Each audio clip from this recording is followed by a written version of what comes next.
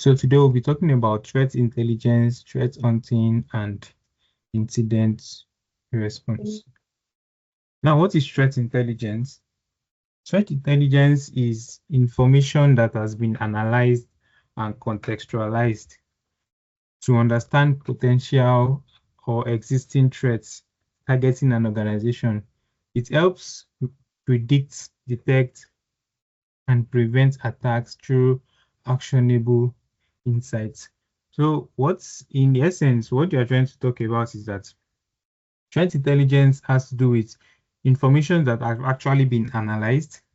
Now, it could be information that have been submitted by organizations or individuals, probably through a breach that they experience in their organization.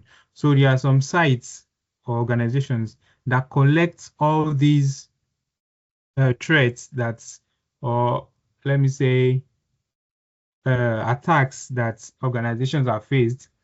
So the organizations that collect all these attacks, then they will be able to help you analyze how these attacks happened, what's the vulnerable aspects of it being able to happen, then how they were able to mitigate against it. Now, all this intelligence now will help organizations that have not actually experienced such to be able to protect themselves against it. So that is what threat intelligence is.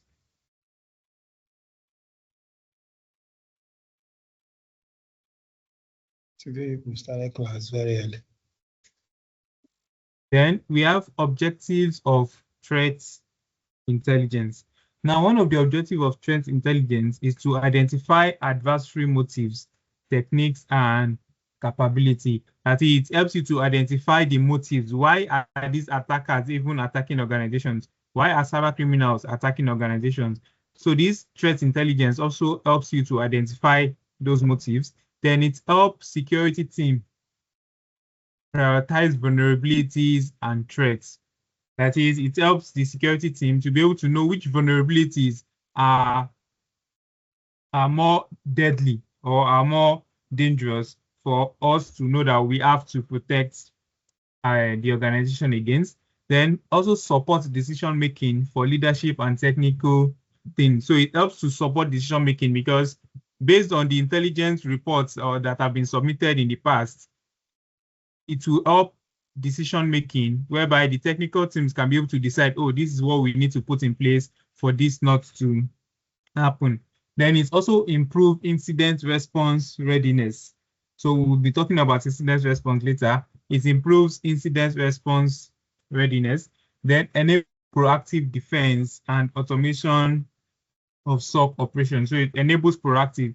Proactive means before action, like pro. Pro means after action. So it enables proactive defense. That is, they were able to mitigate and defend against the attack. Then we have types of threat intelligence. So we have strategic threat intelligence. That is, it provides long-term view of cybersecurity threats. Now, example is the geopolitical threat reports, nation-state trends. Then we also have tactical threat intelligence. Now, this describes TTPs, means tactics, techniques, and procedures of attackers. So we have the tactical threat intelligence. For instance, example is the META framework, which we'll be looking at later, and known malware behaviors. Then we also have operational threat intelligence. Now, this provides details on planned or ongoing attacks. Example is the IPs, we have phishing domains, and we have malware sample. Then we have technical threat intelligence. Now, this provides specific and actionable indicators like file hashes, we have registry keys, then we have the C2 server IPs. C2 means command and control. So we have the C2 server IPs. Then now we have the sources of threat intelligence. How do they gather this intelligence?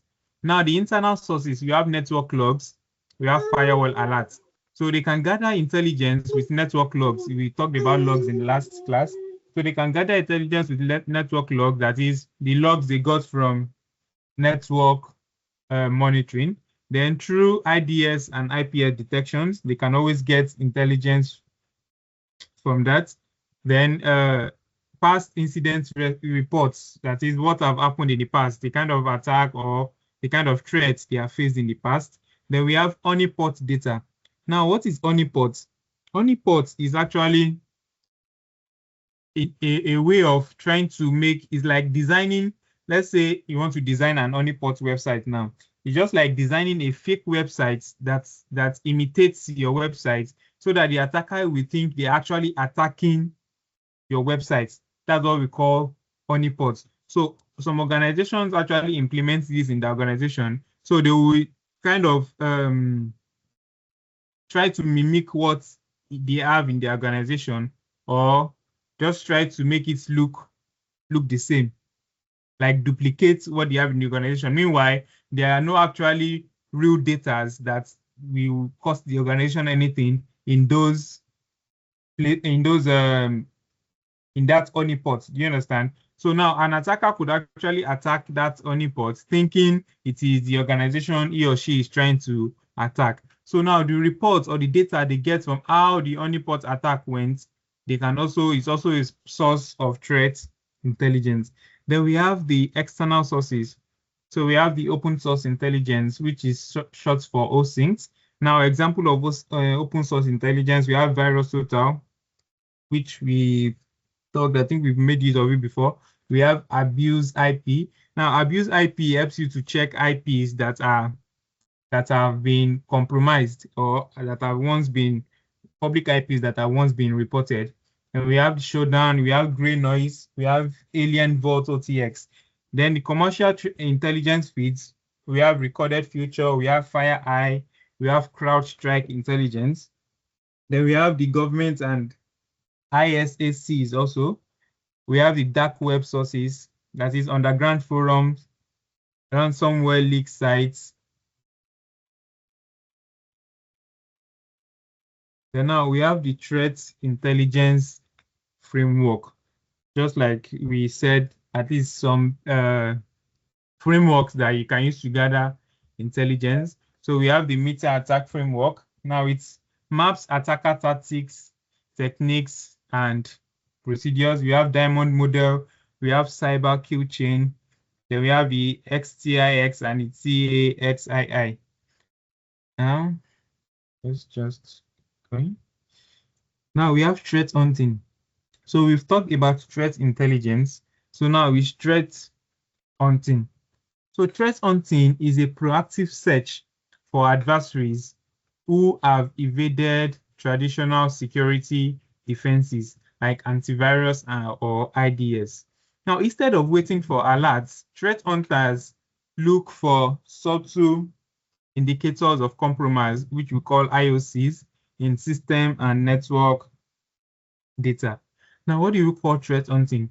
Now, in an organization based on technology, you've set everything you need to set for you to protect your organization. For instance, now you've set your antivirus, you've set your IDS, you've set your IPS, you've set your firewall, you've done your segmentation, you've been able to do all the necessary technical setup that you are meant to do to secure the organization.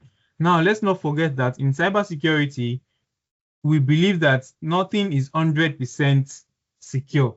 So that is where threat hunting comes in, whereby they just go on searches in the network. They just randomly check the network, check systems to see if there are probably indicators of compromise that could indicate that an attacker is trying to gain access into their system or into the network. So another thing we need to understand, because most times people confuse threat intelligence with threat hunting.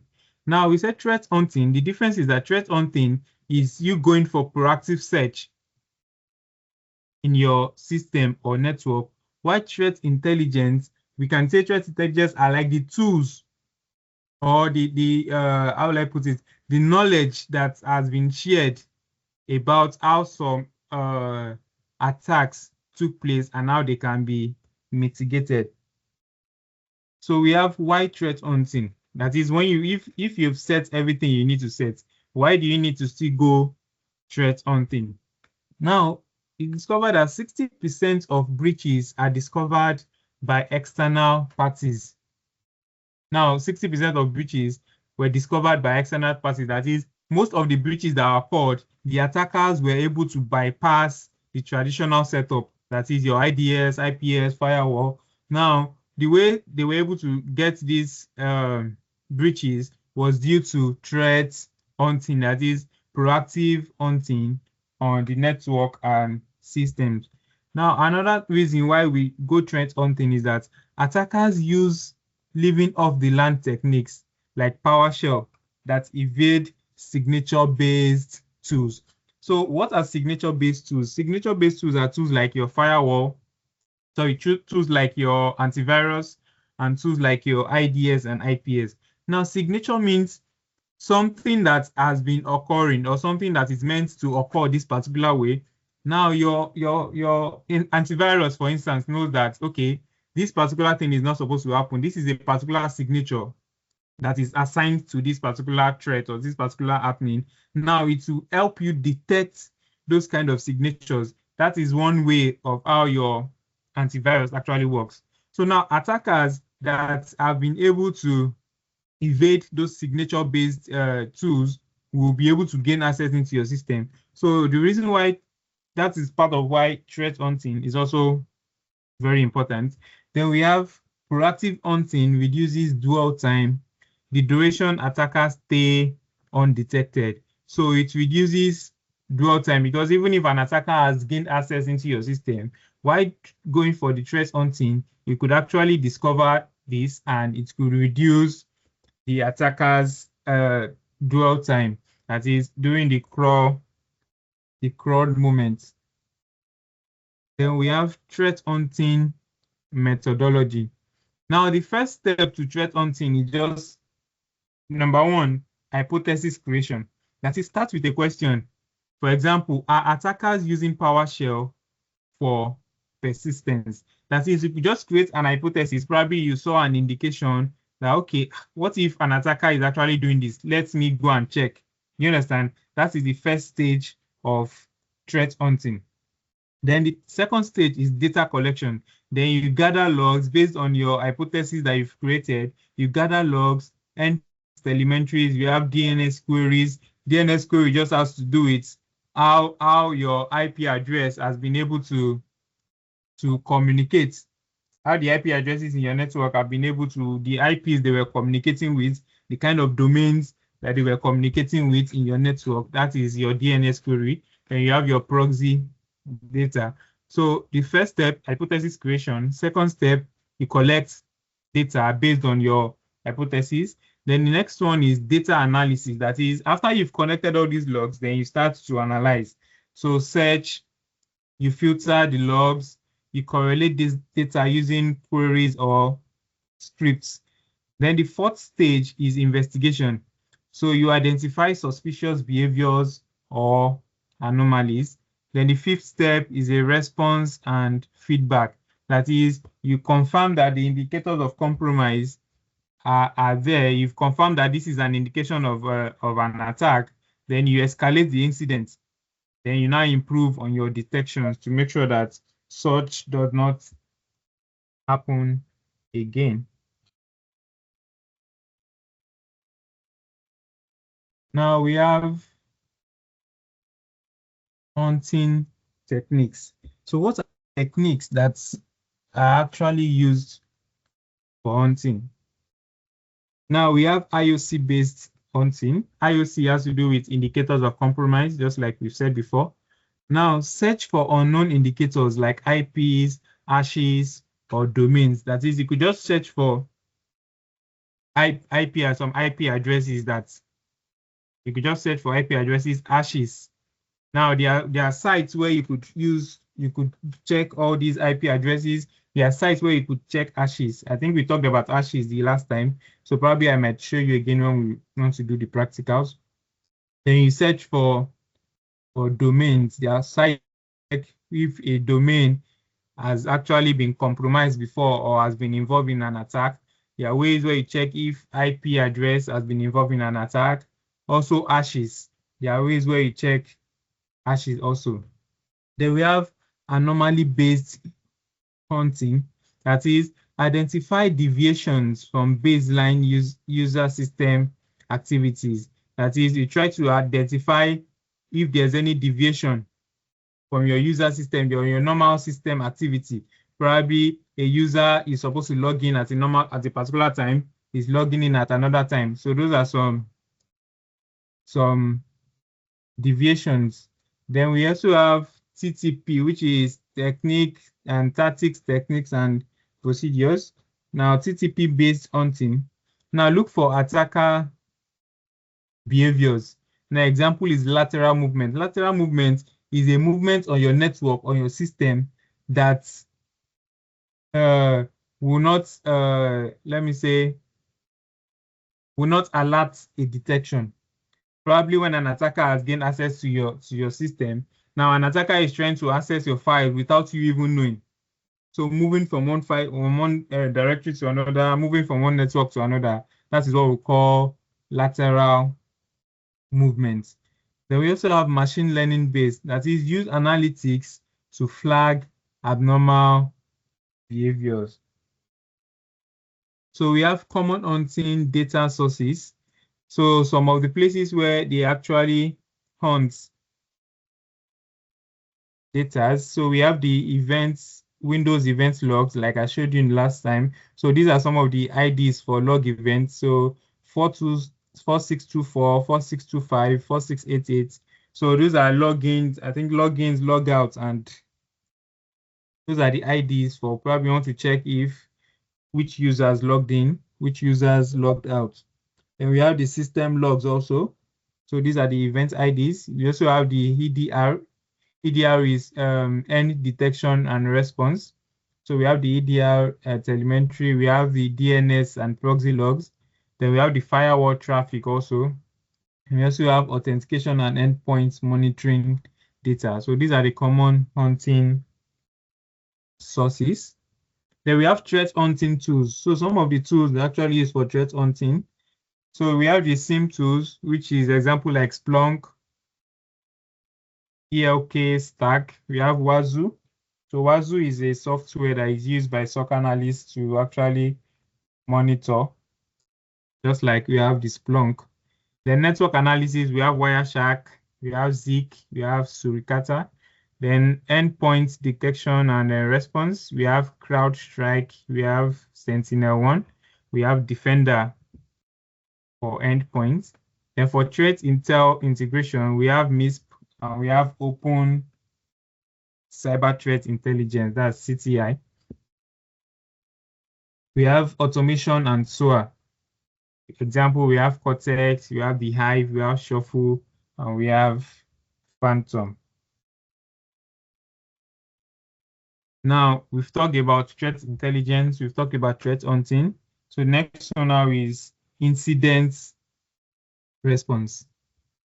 So now incident response is a structured approach for detecting, managing, and recovering from security breaches and attacks.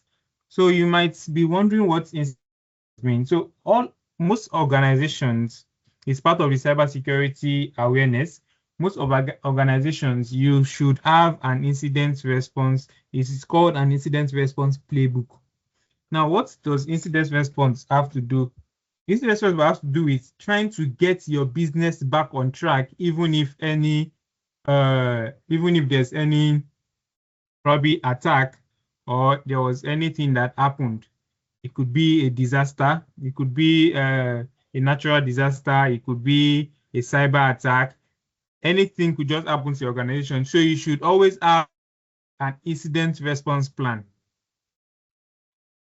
For instance, we have something we call BCP, which is a business continuity plan. We have DRP, which is disaster recovery plan. Now the BCP is saying when the organization is hit by probably an attack or there's a disaster that happened, how can you actually get your organization up and running in terms of your business? Probably if you are into buying and selling, or if you are selling services, how can you get your business running? That is the BCP. Then the DRP says, how can you get your business running in terms of your technology, probably your devices and all that. So all these come under the incident response. So we have the incident response lifecycle that is under the NIST SP 861.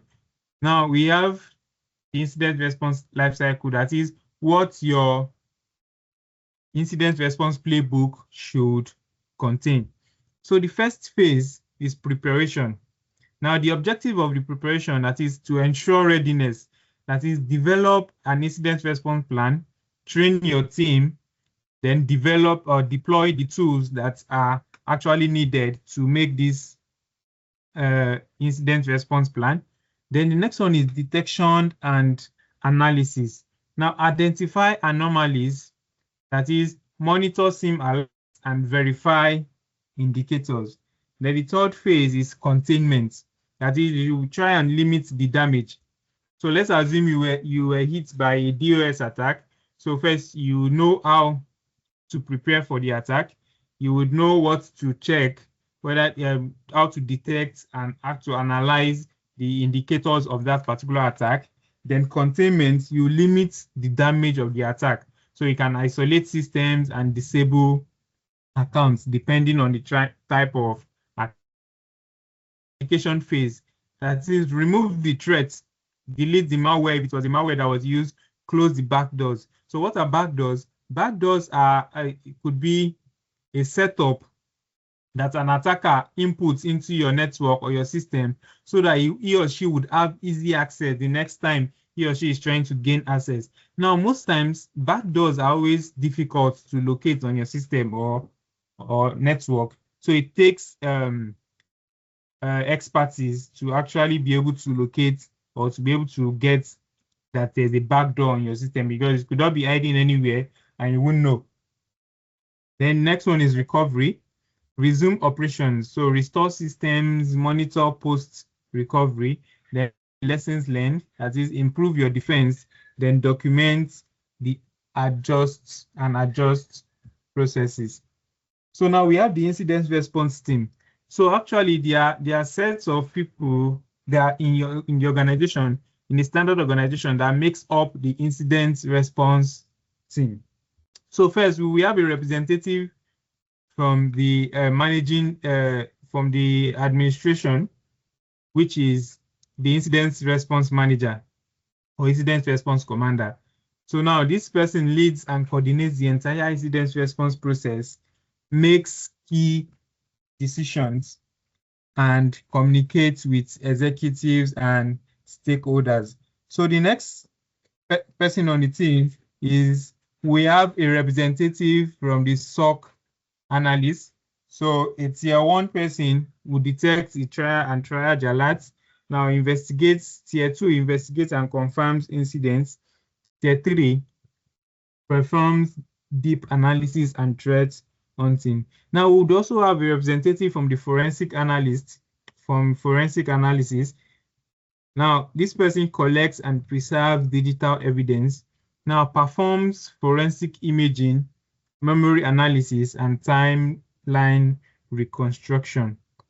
Then we have a representative, the threat intelligence analyst. Now this person provides context on threat actors, IOCs, and TTPs, then correlates incidents with known campaign or attack groups. Then we also have a malware analyst. So we have a malware analyst.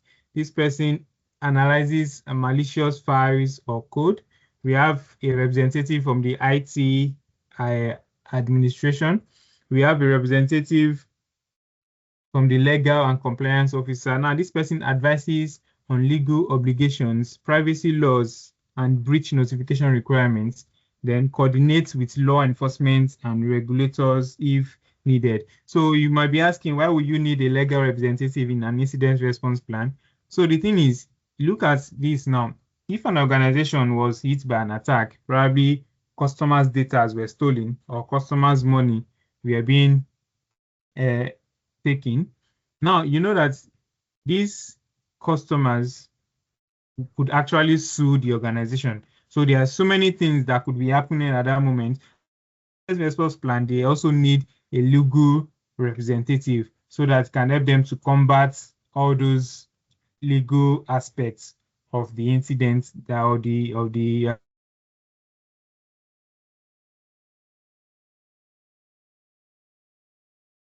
we have a representative from the that will be the communications and the public relation officer. So this person manages internal and external communication. So tries to inform the those in the organization what is going on, and also helps to inform the customers about what is going on in the organization. So prepares press statements and customer notifications. Then we also have a representative, which is the human resources representative. So handles employee-related incidents, ensures disciplinary and incidents procedures follow HR policies. Then we have a representative from the executive management, the CISO, which is the Chief Investigative Security Officer. Though then we have a third party, that is external responders or vendors that provide advanced forensics or threat mitigation assistance. So incident types, we have malware, ransomware, infection. So we all know what a ransomware infection is, an attack that would require, after your data has been encrypted, requires you to pay ransom. So we have the insider data theft, that is an insider threat. Then we have phishing and social engineering. We know that. Then we have privilege escalation. We have DDoS attack. Then we have unauthorized access. So incident response tools. Incident response tools. We have for detection, we have the Wazoo, we have Splunk, we have Greylog. Then for forensic, we have autopsy, we have FCK Imager, we have volatility, and we have network monitoring. We have Security Onion, we have Wireshark.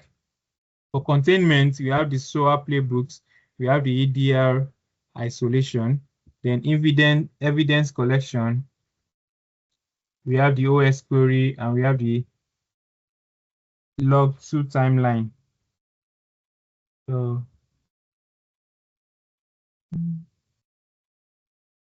So before I go to the practicals, is there any question so far? Something we should talk about before I move to the practicals? Have I showed you guys hashing on Kali before? Have I showed you how hashing works? I think I've showed you guys hashing before, right?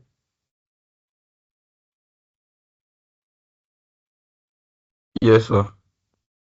Okay. Have I showed you on Kali before? No, I'm not sure. But I know you sure. taught. No, Yeah? no, sir. Somebody was saying something. No, the one you showed us last, I guess, was on Windows, not on Kali. Windows, okay. Okay.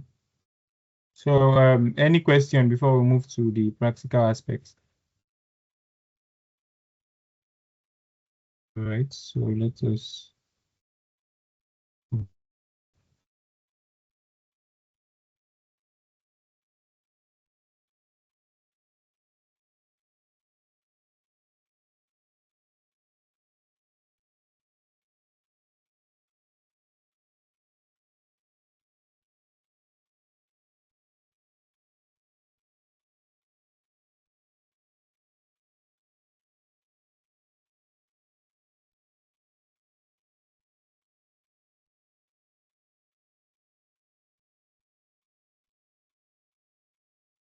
Please confirm you can see my screen.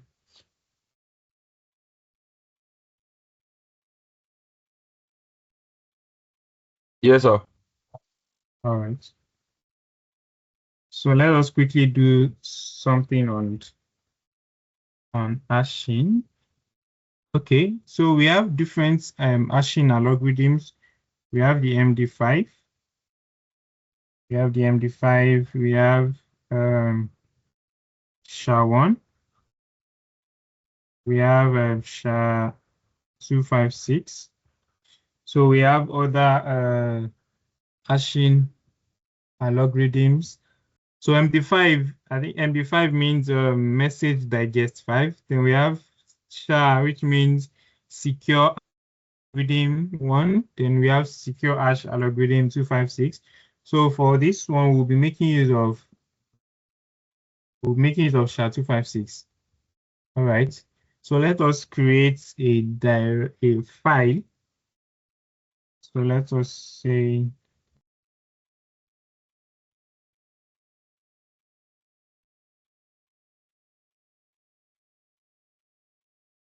/s.txt.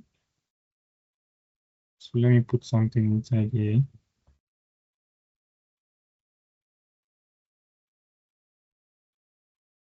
Let's see.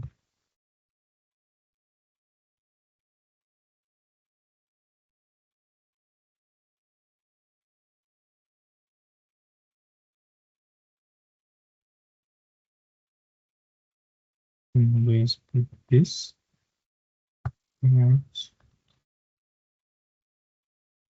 Okay, now, so if I cut that now,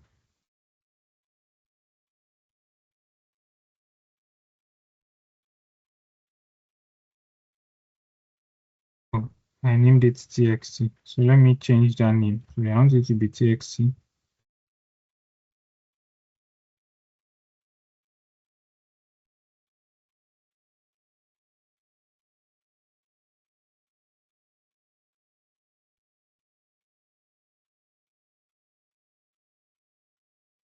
Right.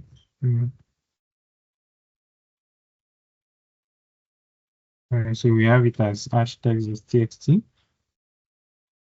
Now let me show you something. So to use that the command line for SHA-256, so I'll say SHA-256 sum, 256 sum, then the file. So what is the file? Hash tests txt. All right. So you see the particular hash string that it gave me. Now this hash string now indicates that the files, the text I input into this file, this is the hash string it actually created. That is, each text or each characters has a particular hash string, and it is always a little bit difficult for you to convert a hash string back to plain text. It is not, I didn't say it is not possible, but it is sometimes difficult to convert back to plain text. So now what this hash string mean is that if this particular file, if I send this particular file to you, and you also make use of this same command to generate the string, if the strings are not the same, then it shows that the file has been tampered with. So let's make an example. So let me just say, let's do this. So what is the slightest thing we can change? So let me just change something that someone will not even notice. Okay, the I we put here, let me make it a capital letter. So let's see what happens. So if I generate now, you notice that the strings, have totally changed. That is to show you that that file has been tampered with. So if I return it back to its original, what did we change? We changed this I, right? So let me change this I back. So let us generate again. So now you can see that it has gone back to the original string that was generated. So now in threats, after investigations, most times the file or the malware code that was used by the attacker is usually changed into an hash string. Now that hash string is what they now submit. You understand? So if you were performing probably a threat hunting and you discovered a malware, now you could hash that malware code, that malware script, and go and run it through different platforms that could allow you to use hashes to get artifacts. We call them artifacts. That is compromised tools that have been used by attackers. We call them artifacts. Now, the reason why hashing actually works for all those kind of things is that most times, there's something we call script kiddies. That is attackers that don't really know much about hacking, but because they know how to use it, they'll just download a script online and use those scripts. Now, because they don't really know much about these scripts, they hardly change anything in those scripts. So if that particular script has been hashed before, you know that the hash submission that you are trying to run, your hashing that you're trying to run, if it has been submitted before, it will be able to easily locate that, okay, this file, this malware actually exists. So still talking about threat intelligence. We'll do some stuff here before we go away from here. So that's about hashing. Now about I'll call it reconnaissance. So reconnaissance is the process of you trying to investigate or trying to know more about your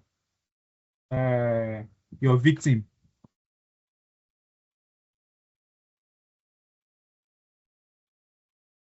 So trying to know more about your victim. Now, some of those reconnaissance tools are also useful for threat intelligence. So an example of that is the OSINT. So you could actually use the OSINT to know some details about a particular domain or a particular IP address. So if I say OSINT example.com now, you can see it gives me the details about, like, it when the domain was created. You can see it was created in 1995. When it was last updated, it was updated on the 14th 8 2025. You can see the registrar, that is the server is using, the registrar server, the registrar domain ID, then that is when the certificates would expire. We talk about the encryption certificate, the SSL certificate. Now those certifications actually expires. So when the certification will expire, this is it. Then there are other details that are also very useful here. That is for OSINT. Now we could also use another one to check the IP addresses of a domain. So we can use the command dig. So if I say dig example.com, it gives me the IP address, the public IP of example.com. Now another one is used for checking the subdomains of a particular domain. So what are subdomains? For instance, let's say you see dashboard dot maybe your school website at .com. Now that's first, let me say something like, let's say portal dot, let's say Cipherbase.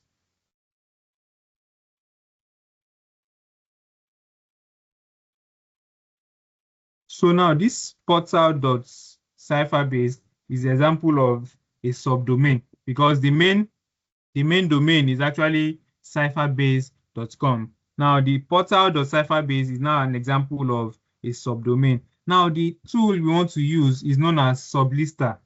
Let me see if I have it, if I have to download it. So sublist, I think I have it.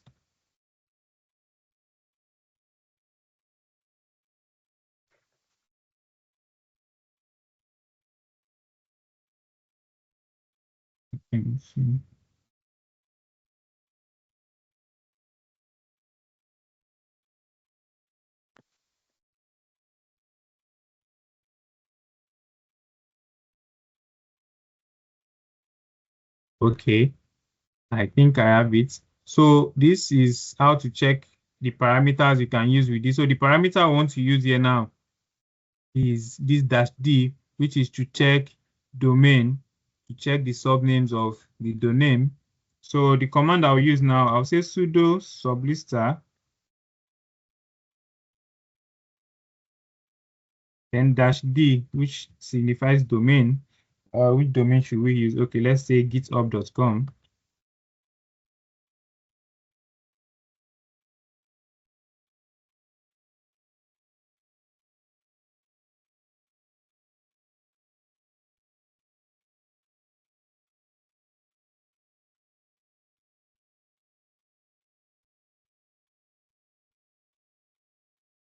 Analyst probably now is blocking my request. Okay. So now you see the subnames it gave me. So the first one is starting with the real domain, which is the www.github.com.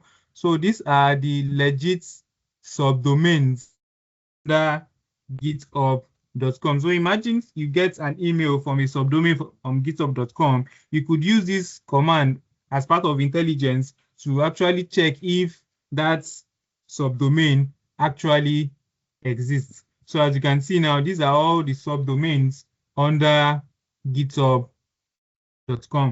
So that is what that tool sublister could be used for. So now let's try some OSINT tools.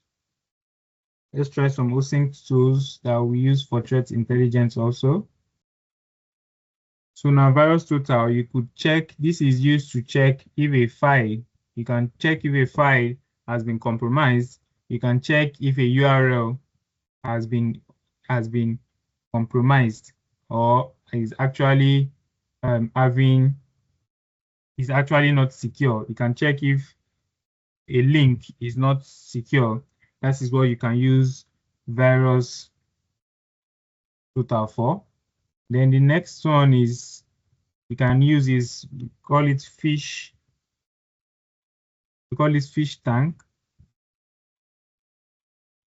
Call it fishtank.com. Now it is used, fishtank.com is used to check if your URL also has been compromised, probably through it has been used before through a phishing attack. So as you can see, these are some of the URLs that has been submitted. You see, submitted by this person. So these are some, this fish tank is also an organization that you submit if there's any link, a phishing link that probably has been investigated to be a compromised link, they could actually submit it to this. So let us see, because one thing about submission is after they submit, they also actually try to analyze those links. So I'm not sure if any of these links here have been analyzed yet. Let us see more and try to see. Let us see more and try to see the older links so we can run it through there and see if it's actually legit. So let's just try some links and see. Now, there are so many OSINT tools there. The example is Truecaller. I know some of you actually make use of Truecaller on your phone. Truecaller is also an open source intelligence tool. So let us see. Let us try to go to the older ones. I don't trust these new ones. They might not have. Okay, I think these ones have been added. So let us try this link. Okay, let's go here. Let's try this link. All right. So let us run this link. Yeah. Verify it, wish.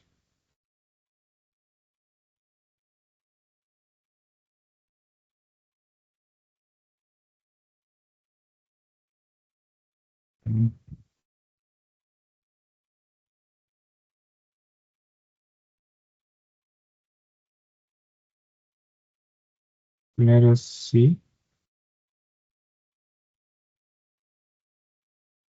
Let us ask the visit. Is it a fish? No screenshot yet.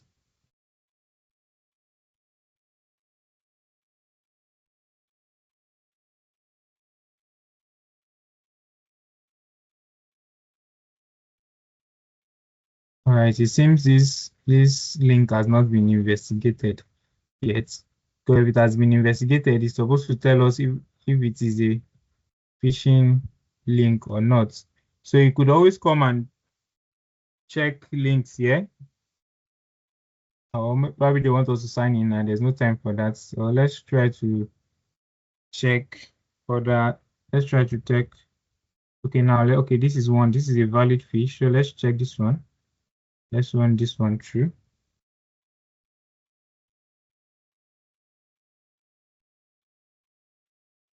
Let's run this one through. Let's see.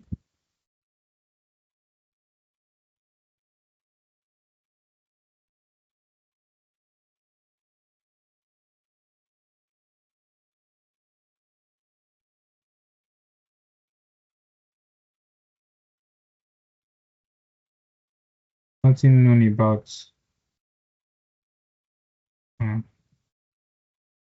Let's see. I want us to just try and make sure we are able to get one.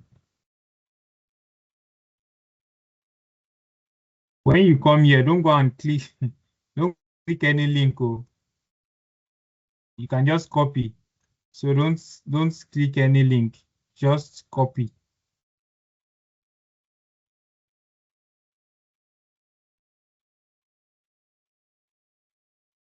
So if you look at this link now, it says this particular link up here, it says it is 100% a phishing link. So you could visit site frame, that is, it shows you a frame of the way the site looks like. So this is the site. So as you can see, this site has been submitted and verified to be a phishing link. I think, is it not German? So you can also view the technical details. So it tells you the technical details about that particular link. So that's that. Then the next thing once we talk about is the meter framework.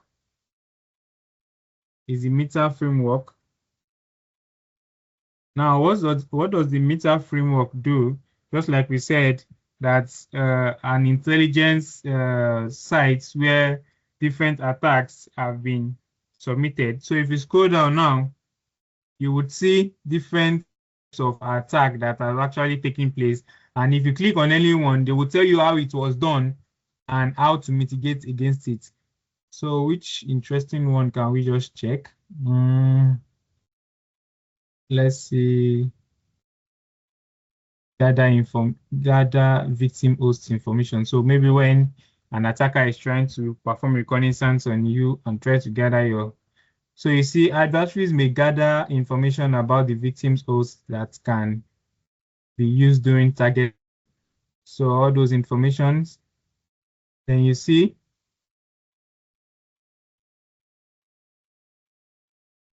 So these are the mitigations against such. So after you read the description, these are the mitigations against such, and these are detection, how to detect such. You get, so now there are different attacks, different kind of attacks that you could. Let's look at content injection. So content injection has to do with injecting of contents. Now description. and achieve initial access through content injection into DNS, HTTP. Now, these are the mitigations. So where possible, ensure that online traffic is appropriately encrypted through services and trusted VPNs. So these are some of the tools used for threat intelligence. So imagine how many attacks are here that you could actually go through to know how those attacks would be carried out and how they can also, let's look at this brute force. So brute forcing is like trying to force your way into knowing the password of an account. So you could, if you read, it said adversaries may use brute force technique to gain access to accounts when passwords are unknown or when password hashes are obtained. So password hashes, that is what most websites, when you put in your password in the back end, it actually turns it into hashes. Now it adds something we call salt to it. So salt is like a way of just iterating your hashing. That is adding like random text to your password so that the hash value would always confuse an attacker. So this is description. See some people that that kind of attack, then the mitigations against it. See multi-factor authentication, password policies. Now detection, how to detect such kind of attack. Then another one, another sort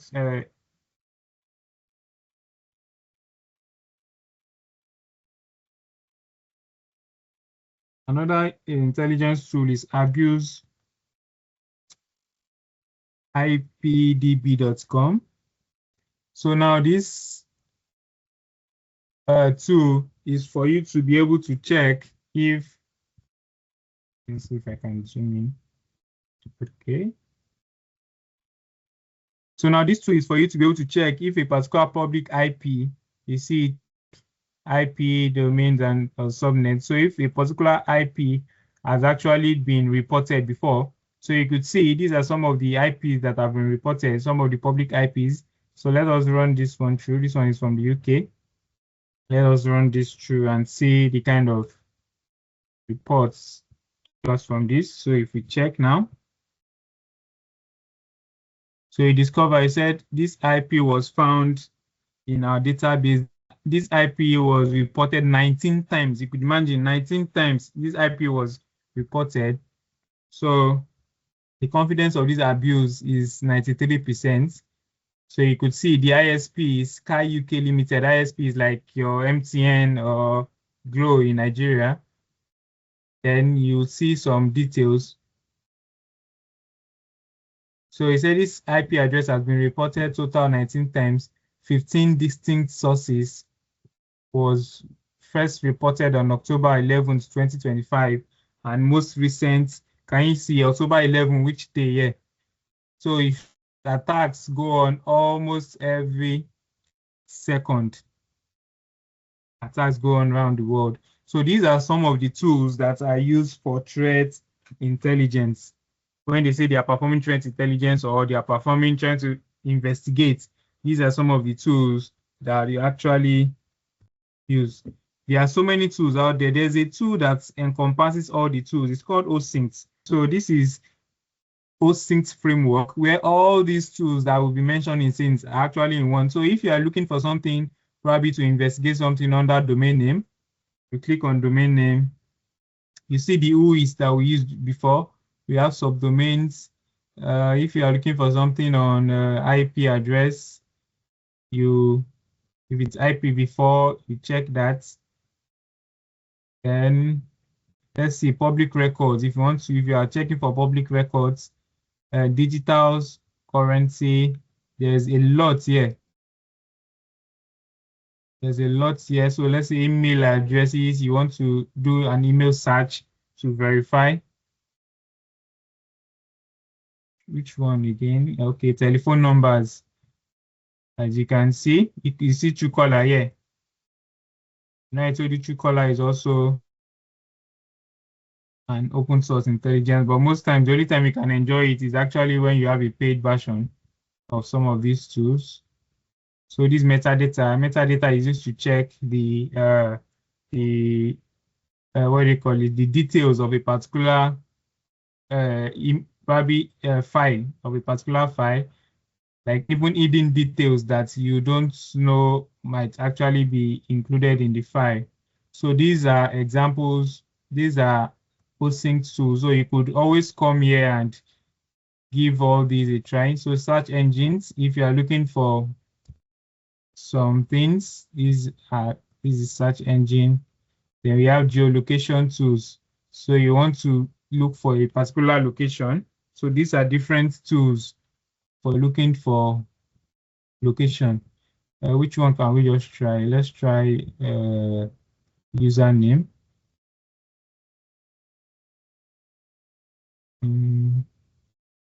So which username? Okay, let's just say, what is my name? Let's try what is my name.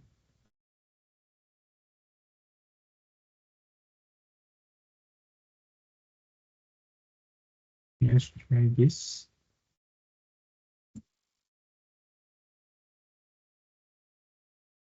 After this one, we have one last thing to do, just and how an incident response playbook looks like.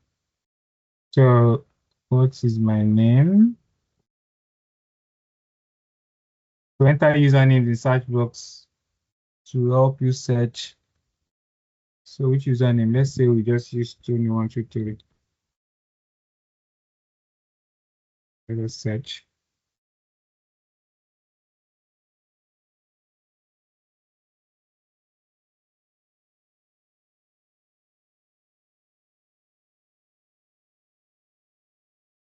Okay.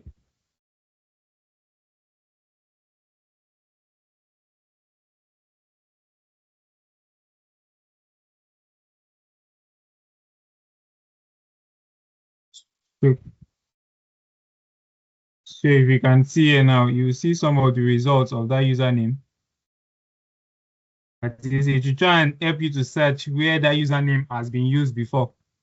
You know, so imagine you are looking for someone and you know the person's username. So this open source tool could actually help you search for that particular username. Can you see different? This one has been used, this person account on YouTube. These are different. Anything relating to that, it will search anything relating to that username that has been used on social media. So that is how they actually perform reconnaissance on some of you that you might not even know. So that's why, as cybersecurity personnel, you always advise people, anything that you know will compromise you, do not put it on social media, because anything can be used against you online. All right, so that's about this. You can always come and just check around and use this, but do not use it for bad intent. Yeah, I think all of you signed your disclaimer form, so do not use it for intent. So let us check an example of an incident response playbook. So this is an example of an incident response playbook. Now, this is an incident response playbook on a phishing attack. We all know what a phishing attack is. An attack through either emails, phishing mails, or voice calls or messages. So executive summary, they say on June 10, 2025, the Eurotrans Logistics SOC detected a coordinated phishing attack targeting its Ghana and Jakarta offices. The incident exploited weaknesses in email filtering and endpoint defense, leading to credential compromise, malware execution via Excel attachments, and the command and control, which is C2B conning, to external IP addresses. This report outlines the incident response using the NIST framework, that is preparation, identification, containment, eradication, recovery, and lessons learned. So now they were able to perform an advanced phishing attack logistics on this particular attack that took place based on a incident response plan. Do you understand? So they made use of an incident response plan that is on phishing attack. So like we said, the first stage of an incident response is preparation. So what did they do here? They said email security proof print was operational but misconfigured. That is, SPF and DKIM failures were not set to quarantine or reject. Now, the endpoint protection. CrowdStrike was deployed and effective but lagged real-time isolation policies. Then we have the user awareness. Employees were not trained to verify suspicious HR-related messages. So, this one now is like a report on what happened. Do you understand? So for the real incident response, you know that all these things now should be your preparation towards that particular attack. Do you understand? So now the incident response plan, they said no defined procedure for multi-coordinated attacks. So the next thing was identification. So they were able to identify some indicators of compromise. For instance, the sender's email. This was the email the sender used. Then the IP address of the sender. Then the URL that was embedded inside the phishing mail. Then we have the malware file, which is the malware code that was used. You see, it's an Excel file, .xlsx. Then we have the command they use. The person make use of PowerShell with encoded base 64 string. Now the timeline of the event. So this is the user that opened. So this one is after investigations actually. So this is the user that opened the phishing Excel. So at this time, the user opened it. Then like that, email log analysis table.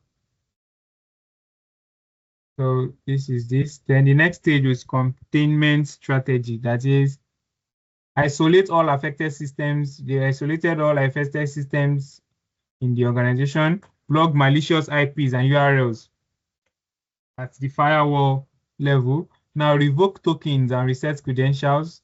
So short term, they disabled external macro execution in Office 365, enable proof point enforcement. The first stage, eradication stage. So they remove scheduled tasks linked to PowerShell, delete downloaded payloads from temp directories, which is your temporary directories. Then the recovery plan checklist. So verify all devices are malware free using updated EDR scan. So patch all endpoints and antivirus. So page 6 is a lesson learned and recommendation. So they enforce strict SPF, DKIM, DMARC. Now what this means is that it helps to block its policies that you can set to help block spoofed email. Then we have integrate real time. So we have the policies, mandatory phishing simulation training every 3 months for staffs, incident response tabletop exercises across the general office, establish cross-office communication and escalation paths. So we have the awareness, send security bulletins. Then, so this is an example of how they were able to implement an incident response strategy using an incident response playbook.